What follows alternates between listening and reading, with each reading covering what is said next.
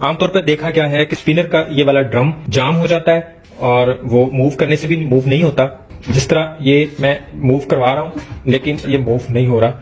या दूसरी सूरत में स्पिनर की स्पीड कम हो जाती है, तो ऐसी सूरत में भी स्पिनर कपड़ों से पानी नहीं निकाल पाता। मॉडल कोई भी हो, इन दोनों सूरतों में इसकी प्रॉब्लम भी सेम होती है और इसका हल भी। स्पिनर की बैक साइड पे इस तरह की प्लेट लगी होती है, यहाँ उसके पेच लगे होते हैं, वो हमने खोल दिए हैं ऑलरेडी। तो हमें सबसे पहले स्पिनर की मोटर के पास यहाँ पे एक ब्रेक लगी होती है। ये इस तरह इसकी वायर जा रही होती है, जिस तरह मोटरसाइकिल की क्लच की या ब्रेक की वायर होती है वो यहाँ पे लगी होती है और स्पिनर के कवर के साथ अटैच होती है। जब हम स्पिनर का कवर खोलते हैं तो ये ऑटोमेटिक इसकी ब्रेक लग जाती है और स्पिनर का ड्रम फौरन से स्टॉप हो जाता है। मतलब वो घूमता नहीं रहता, फौरन इस ब्रेक की वजह से स्टॉप होता है। तो समटाइम ये ब्रेक जाम हो जाए तो ये यहाँ पे लगी रह जाती है। हम इसका कवर खोलें या बंद करें, ये ब्रेक इस जगह पे नहीं आती। तो डेफिनेटली मोटर पे जब ब्रेक लगी होगी तो मोटर जाम हुई होगी और इसका ड्रम मूव नहीं करेगा। मोस्ट ऑफ द टाइम तो इस ब्रेक का मसला होता है, तो उसके लिए हमें इसकी ब्रेक को यहाँ से हटा देना चाहिए। वक्ती तौर पे हमें इसको चलाना हो तो हम इसके इस स्प्रिंग को इस जगह से हटा देंगे, स्प्रिंग को फ्री कर देंगे और ये ब्रेक पक्की पक्की यहाँ पे साथ लगा देंगे ताकि इसके साथ अटैच नहीं हो। उसके बाद हम मोटर को घुमा के देख सकते हैं कि मोटर घूम रही है या नहीं।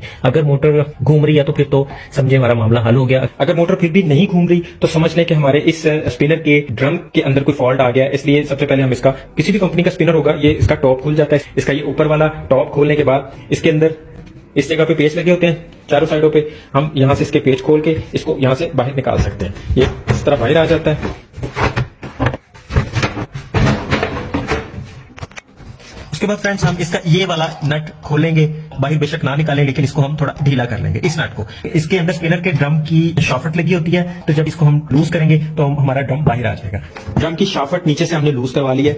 आप देख सकते हैं कि इसका ये वाला बुश इसके अंदर जाम हो गया हुआ था, जिसकी वजह से ये मूव नहीं कर रहा था। और ये बुश इस वाली रबड़ के अंदर फिट होता है और इसके ऊपर भी सील होती है और इसके नीचे भी सील होती है। तो हम इसके बुश को यहाँ से निकाल देंगे। समटाइम स्पिनर में से पानी लीक होता है और वो इस बुश में चला जाता है, जिसकी वजह से इसमें जंग आ जाता है और ये जाम हो जाता है। तो इसी तरह हमारे केस में हुआ है। ये बुश अब उसके अंदर दोबारा फिट नहीं हो सकता और हम मार्केट से बिल्कुल इसके साथ का नया रबड़ बुश ले आए हैं। अब हम इसकी जगह पे फिट करेंगे। नई वाला बुश पूरी फिटिंग के साथ ही मिलता है। आसपास अगर पुरानी स्मार्टफोन जमी हुई है नैले वगैरह से या किसी चीज से उखाड़ लें और इसकी इस अटैचमेंट को इस तरह यहाँ पे फिट कर देंगे। इसे कुछ देर ड्राई होने के लिए टाइम देंगे।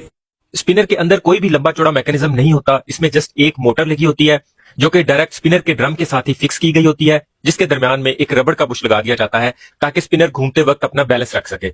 इन तीन चीजों को प्लास्टिक बॉडी के अंदर फिक्स कर दिया जाता है और हम उससे कपड़े खुश करने का काम लेते हैं। स्पिनर को लेके इसमें किसी किस्म का भी मसला हो तो मोस्ट ऑफ द टाइम इसमें ये रबड़ बुश ही खराब होता है। तो इसे चेंज करने के बाद हमारा स्पिनर एक दफा फिर से नए स्पिनर की तरह काम करने लगता है। इसके बाद हम इसकी शॉफ्ट का पेच दोबारा से टाइट कर देंगे। इसके ऊपर का प्लास्टिक का कवर भी लगा देंगे। इसकी बैक साइड वाली प्लेट दोबारा से कस देंगे और स्पिनर के अंदर इसकी प्लास्टिक की टिक्की दोबारा से फिक्स कर देंगे और इसे ऑन कर देंगे और हमारा स्पिनर एक दफा फिर से बिल्कुल नए स्पिनर की तरह काम करने लगेगा। इसमें एक और फॉल्ट भी आता है जिसमें इसका ये ड्रम स्टेबल नहीं रहता, मतलब किसी एक साइड पे झुक जाता है। तो उसमें ये होता है कि स्पिनर की मोटर 3 अदद स्प्रिंग के साथ अटैच की जाती है, तो उनमें से कोई एक स्प्रिंग या लूज हो जाए या फिर टूट जाए तो स्पिनर का ड्रम उस साइड पे झुक जाता है और घूमते वक्त स्टेबल नहीं रहता। तो उस सूरत में हम स्प्रिंग चेंज कर दें तो ये वाला मसला हल हो जाता है।